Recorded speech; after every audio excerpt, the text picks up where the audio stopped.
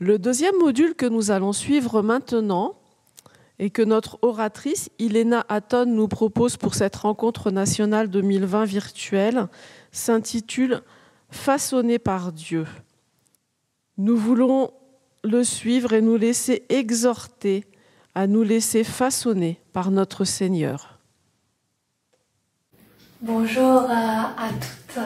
Et avant d'entrer dans le vif du sujet de notre étude biblique pour ce module numéro 2, je vous invite à préparer vos cœurs par la prière. Prions le Seigneur. Oui Seigneur Dieu, nous voici devant toi pour être à ton écoute, afin d'être réceptive à ce que tu veux transmettre au travers de cette étude pour chacune personnellement, mais aussi communautairement. Seigneur Dieu, que tu puisses insuffler ton souffle de renouveau, de vie et d'espérance en chacune aujourd'hui et les jours à venir, en ton nom puissant. Amen. Amen.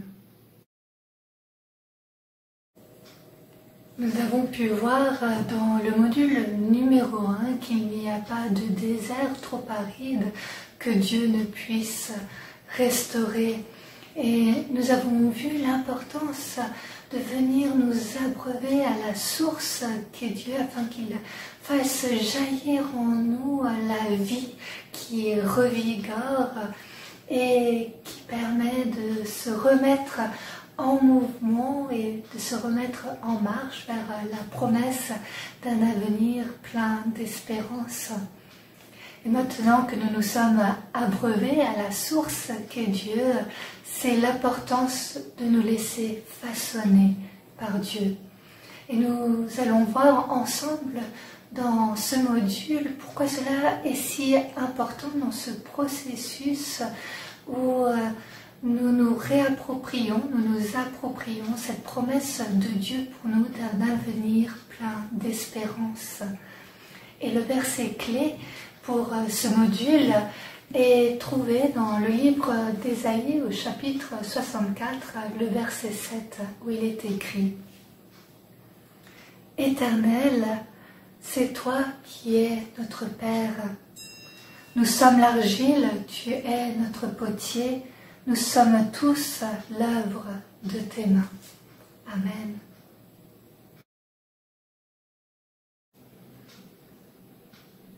Dans la société dans laquelle nous sommes, où on a bien souvent l'appel à se construire tout seul, sans aide, avec pour seul but de gravir les échelons de l'échelle sociale, du travail, etc., Dieu, lui, nous rappelle notre dépendance envers Dieu. Il nous rappelle aussi cette nécessité de remettre notre vie à Dieu, notre personne, afin qu'il y insuffle son souffle de l'esprit, qu'il y façonne nos dons, nos talents, notre personnalité, afin que nous puissions toujours être plus à la ressemblance de Dieu, que nous puissions toujours plus grandir et évoluer dans sa personne, dans sa volonté, avec une communion qui est toujours plus profonde, plus constante avec lui.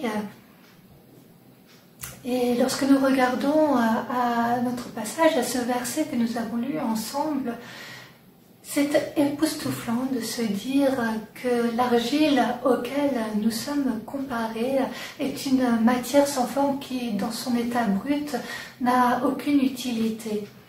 Mais l'argile devient utile lorsqu'elle se retrouve dans les mains du potier. Lorsque le potier prend l'argile et la façonne, il la modèle, il la remodèle afin qu'elle puisse prendre la forme que le potier lui destine. Et c'est alors qu'il y a force et beauté dans ce qui est créé.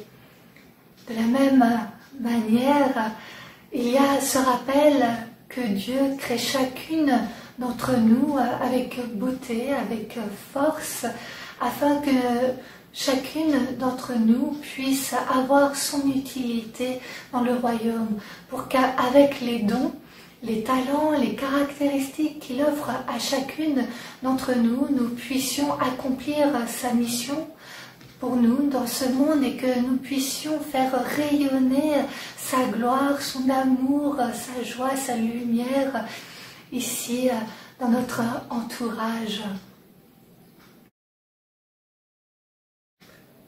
Cette comparaison à l'argile est aussi le rappel que tout comme l'argile a une certaine fragilité, il en est ainsi de chaque être humain.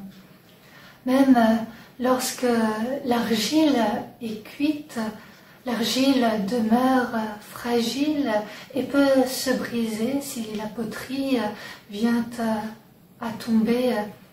De même pour nous aussi, suivant nos situations de vie, suivant les épreuves que nous pouvons traverser, l'argile que nous sommes peut aussi avoir des fissures, des craquelures, voire se briser, que ce soit dû à des mauvais choix que nous avons pris ou que ce soit dû à des événements extérieurs hors de notre contrôle qui nous ont été infligés malgré nous.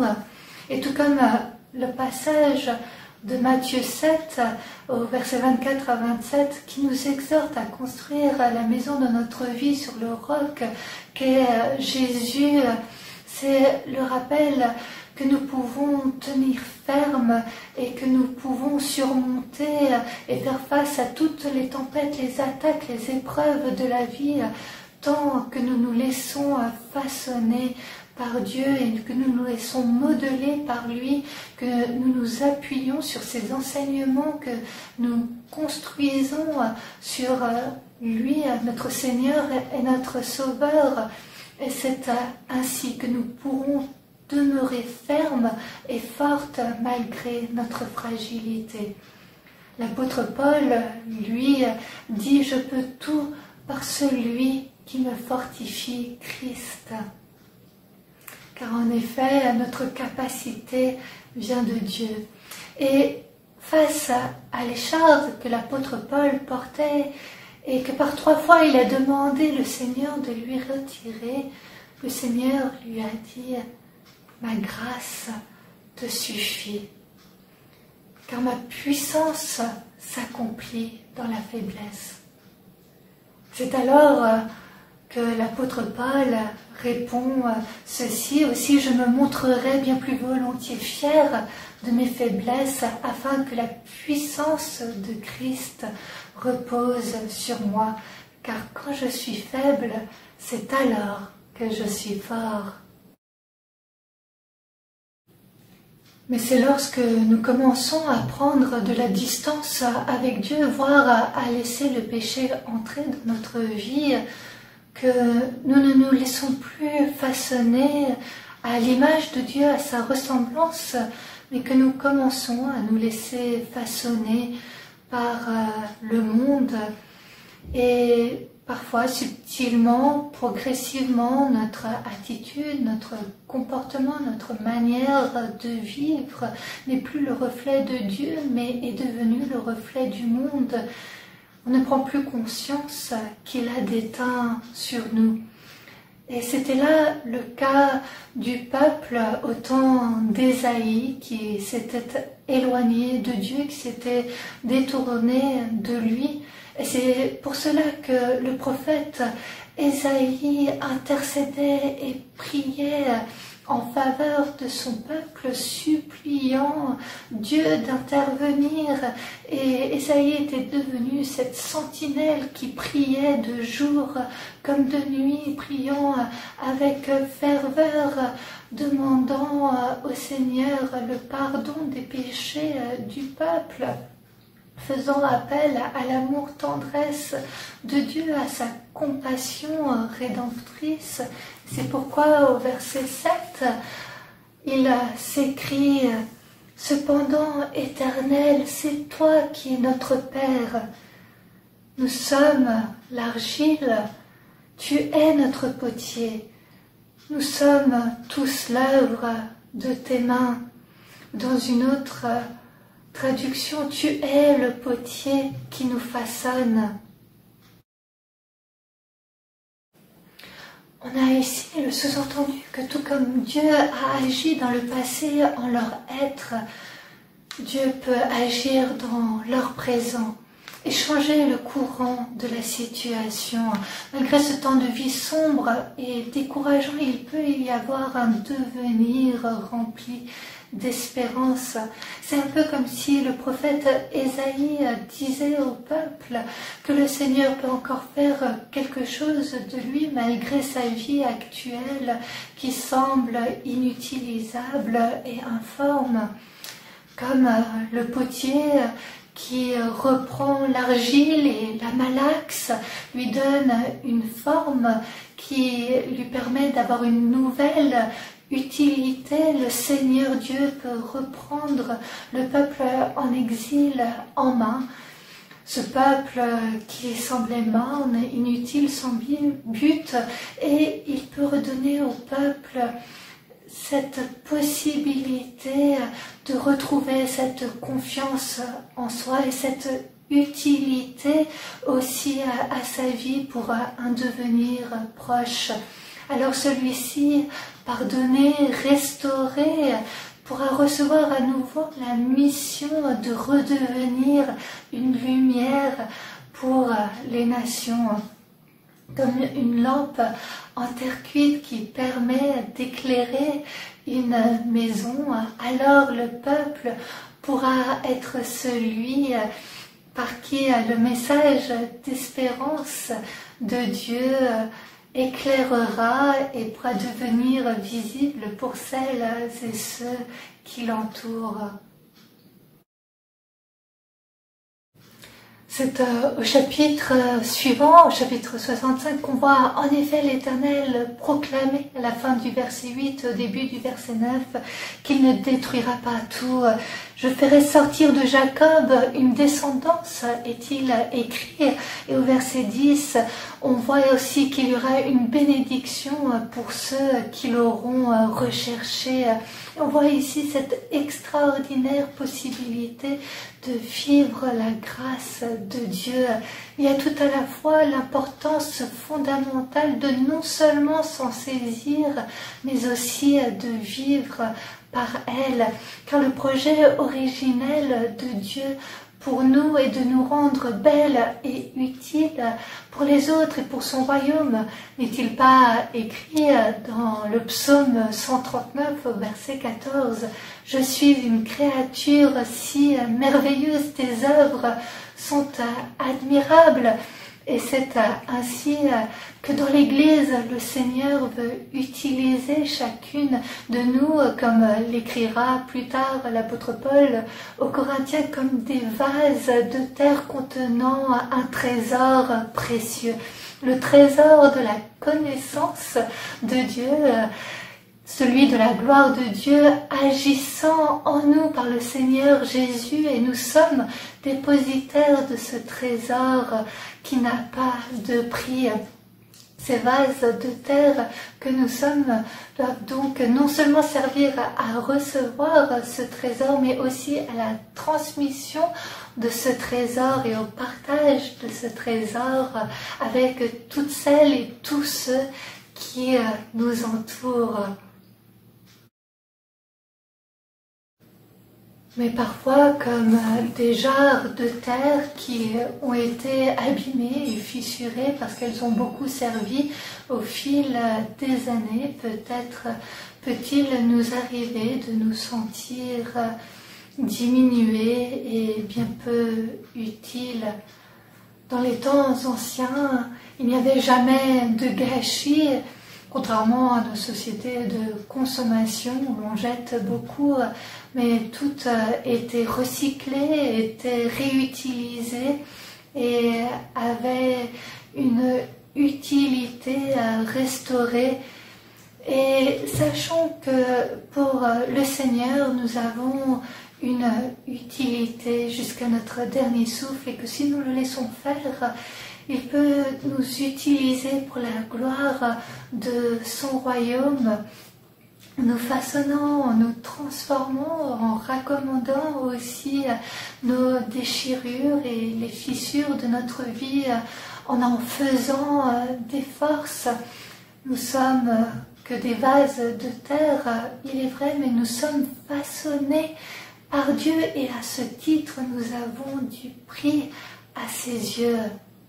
C'est donc à nous de choisir ce que nous faisons de nos vies, soit de vivre loin de Dieu au prix d'être jetés au rebut, soit d'être ces vases de terre portant ce trésor si précieux de la parole de Dieu et que nous transmettons à toutes celles et tous ceux de notre entourage. Une histoire liée à notre vie personnelle et quotidienne que je voudrais partager maintenant avec vous. Il y a quelques années, j'avais un placard dans ma cuisine où j'y avais installé mes bols, mes chopes et puis des verres. Et c'était un de ces placards aimantés où il fallait tirer un petit peu plus fort pour ouvrir le placard. Pendant de nombreuses années, il n'y avait eu aucun souci. Et puis voilà qu'un matin venu, alors que je venais tout juste de me réveiller et que j'allais pour ouvrir le placard pour y prendre une chope pour le café que j'aime bien me préparer le matin. Voilà que en ouvrant, tirant un peu plus fort comme habituellement, la planche qui soutenait les bols, les verres, les chopes, etc. s'est effondrée soudainement et tombée je ne sais comment. Et voilà qu'en quelques secondes, tout s'est effondré sur le sol de ma cuisine sans que je puisse rien y faire. Et le temps que je me ressaisisse, que je réalise ce qui se passait, je n'ai pu sauver que 2-3 bols sans plus et tout le reste était complètement en petits morceaux brisés sur le sol de ma cuisine. Et ce qui m'a le plus peiné, c'était en fait le fait de savoir que chacun de ces bols, de ces verres, de ces chopes avait une signification sentimentale dans le sens où ils avaient été achetés en des lieux particuliers, en des pays différents, des régions différentes, parfois aussi offerts par des personnes particulières. Et donc il y avait en fait rattaché à chaque objet une histoire avec des souvenirs liés à des lieux ou à des personnes.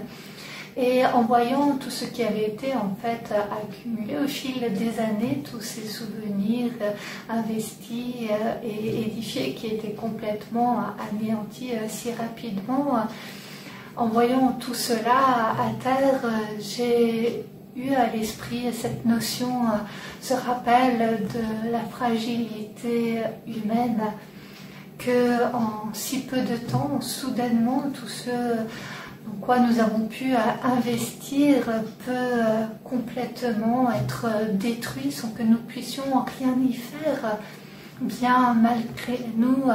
Et alors que je regardais vraiment voilà, tout ce qui était au sol, sous mes yeux, tous ces morceaux brisés, la première pensée que j'ai eue était pour une famille syrienne que je venais de rencontrer et qui, elle, littéralement, contrairement à moi où ce n'était qu'une partie de ma vaisselle, littéralement avaient vu leur vie entière s'effondrer, avaient tout perdu, avaient vu leur vie brisée et avaient dû trouver l'asile en France.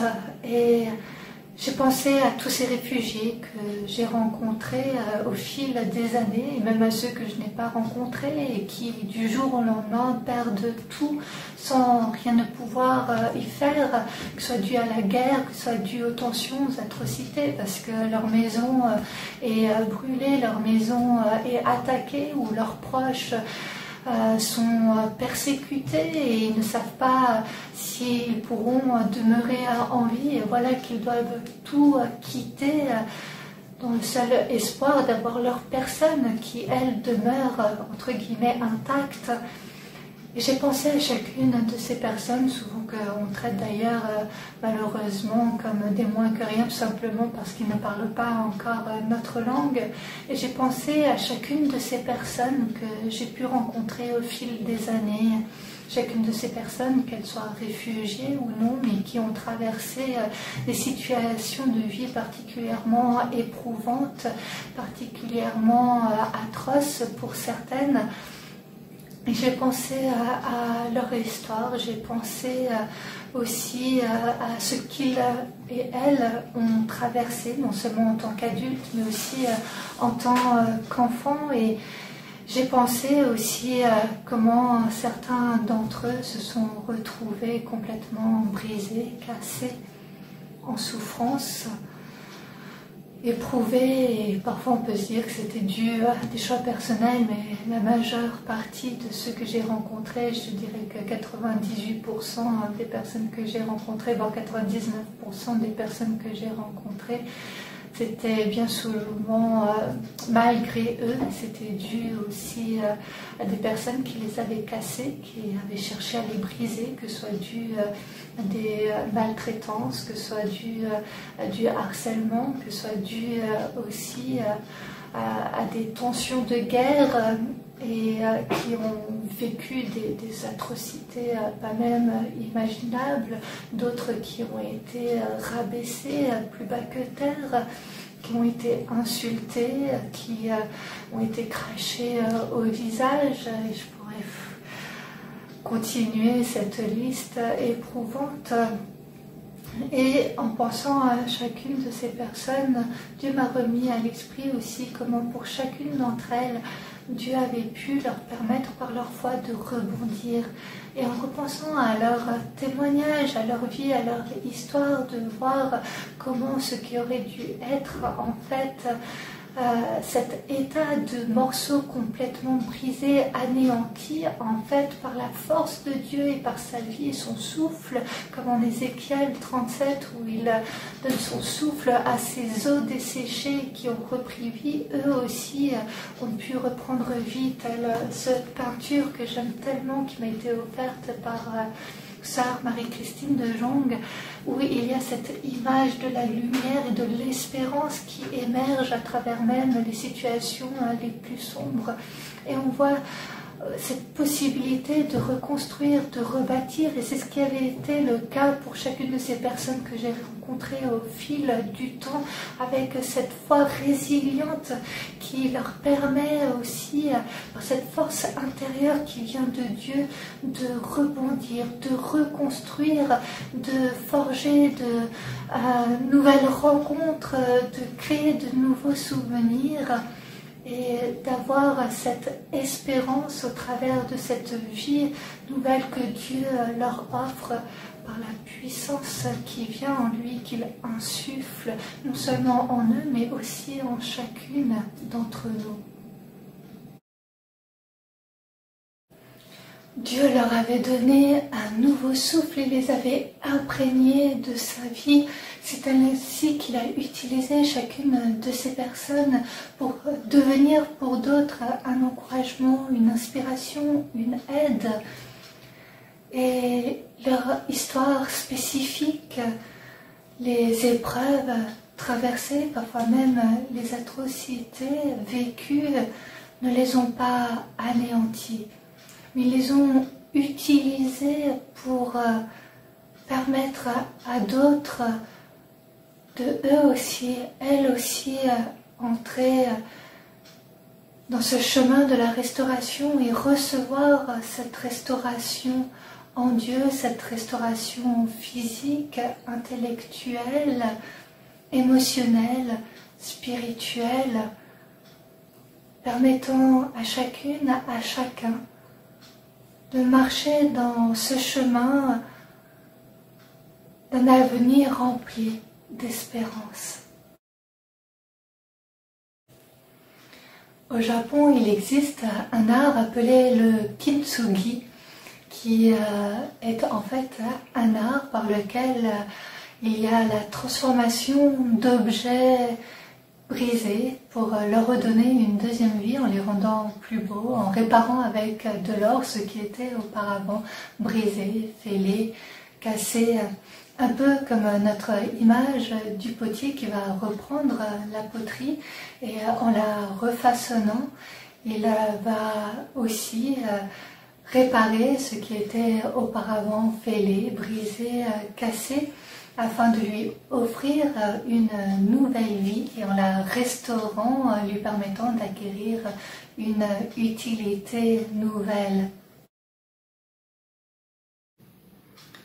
Je voudrais vraiment partager avec vous cette image que Dieu a mise sur mon cœur, cette image d'une poterie qui aurait été cassée, fêlée, fissurée, brisée, mais que Dieu veut reprendre, refaçonner et restaurer pour redonner une vie nouvelle et lui permettre d'avoir et d'acquérir une utilité nouvelle, restaurée, qui apporte cette force et cette beauté dans son entourage.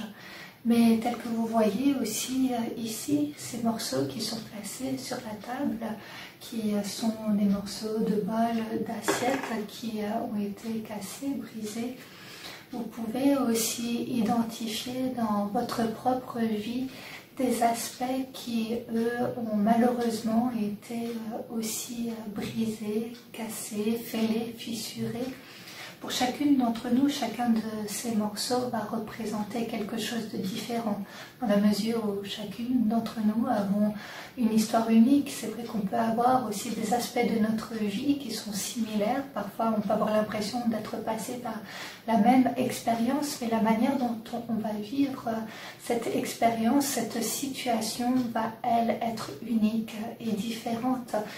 Et je vous encourage vraiment chacune, suivant aussi votre histoire, votre contexte, vos choix de vie, aussi les épreuves, les difficultés, les souffrances par lesquelles vous êtes passé, de prendre le temps de vous demander à quoi peut-être ce morceau qui a été brisé en vous correspond, à quoi cet autre morceau peut aussi représenter une fragilité qui a été ouverte en vous due à ce que vous avez traversé, à ce qui vous a été infligé.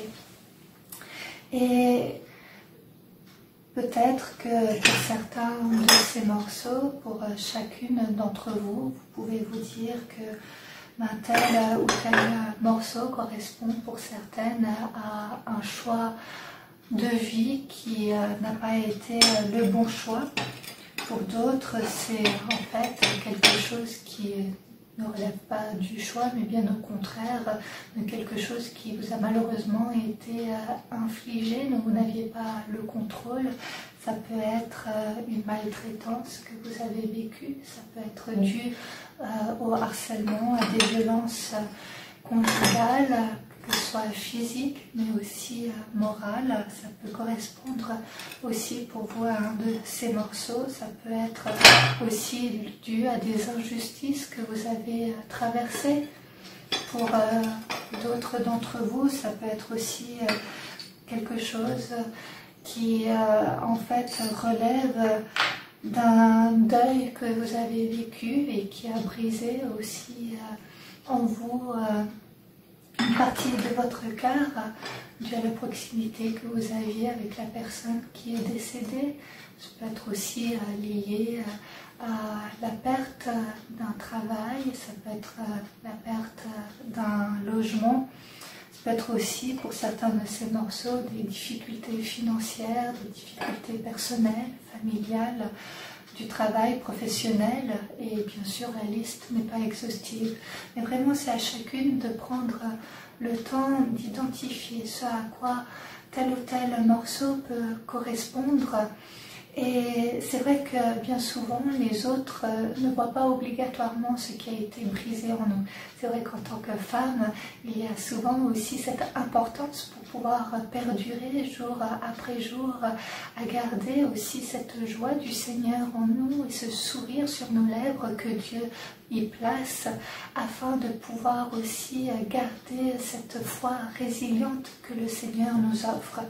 Mais certains qui nous entourent ne verront peut-être même jamais ce qui a été fêlé, fissuré, brisé, cassé en nous, mais Dieu, lui, le sait.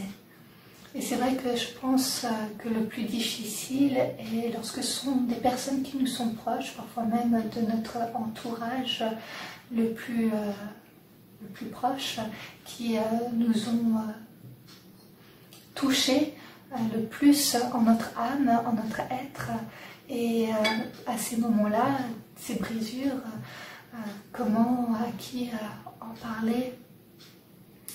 Et c'est vrai que parfois la souffrance que nous pouvons traverser va être invisible aux yeux d'autrui, mais elles ne le sont pas à Dieu. Lui entend chacun de nos cris, il entend chacune de nos prières, il voit au plus profond de nous-mêmes, il voit ce que nous traversons, les émotions aussi que nous vivons, il les comprend mieux que n'importe qui d'autre. Et c'est ce rappel que Dieu est là, réellement, véritablement pour nous soutenir, pour nous permettre aussi de surmonter tout ce qui pourrait même paraître l'insurmontable et de pouvoir nous donner cette possibilité de nous reconstruire.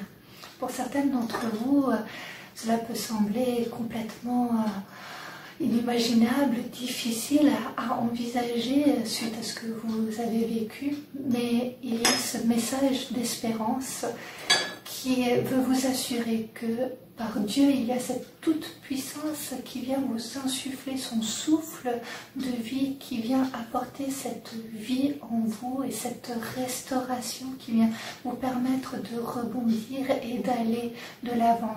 Parce que Dieu a un avenir rempli d'espérance pour chacune d'entre vous. Il a une mission particulière pour chacune d'entre vous. Il veut vous utiliser pour être une lumière en ce monde.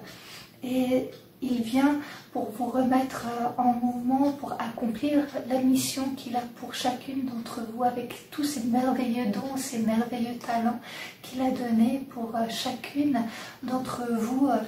Et il veut vraiment vous permettre de pouvoir être cette poterie refaçonnée, restaurée, qui a encore plus de beauté malgré aussi ce qui a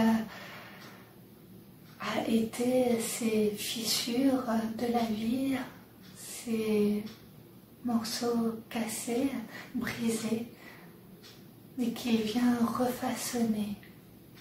Et alors que vous identifiez les unes et les autres ce à quoi correspondent chacun de ces morceaux, c'est l'invitation à prier ou à écouter en tout cas cette prière que je vais maintenant lire, que vous puissiez la faire vôtre.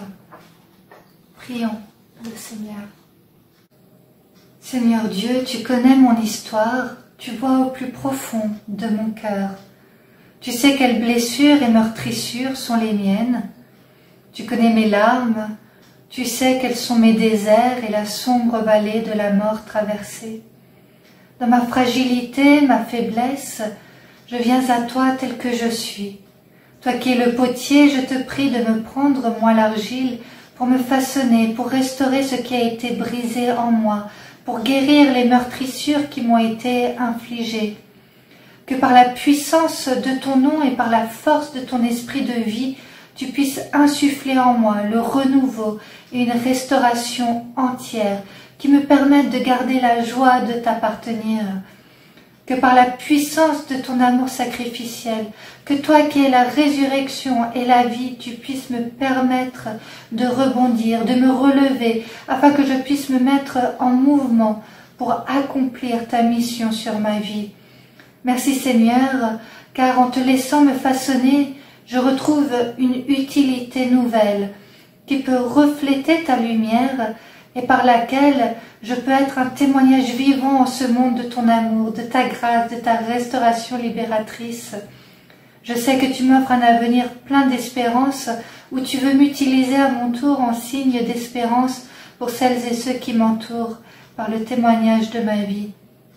Je te remercie pour la transformation que tu opères déjà en moi et pour tes restaurations et tes guérisons de mon âme présente et à venir. Que toute la gloire te revienne pour les miracles que tu accomplis dans ma vie et dans celle de mes sœurs. Amen. Amen. Ce qui est formidable, c'est que lorsqu'on entre dans ce processus de guérison et de restauration, c'est ce qui nous permet d'entrer pleinement dans le plan de Dieu pour notre vie, qui est un avenir plein d'espérance. Et comme vous pouvez le voir avec ce bol et ces assiettes qui étaient auparavant cassées et sont maintenant restaurées, il en est de même pour chacune d'entre nous. Le Seigneur vient nous restaurer, nous faire entrer dans un processus de guérison qui nous permet de retrouver une utilité nouvelle et nous permet de vivre ces miracles dans notre vie. Et lorsque ce processus de guérison et de restauration est vécu de part et d'autre dans des relations de personne à personne, c'est alors que des relations, des amitiés, des couples, des familles sont petit à petit restaurées.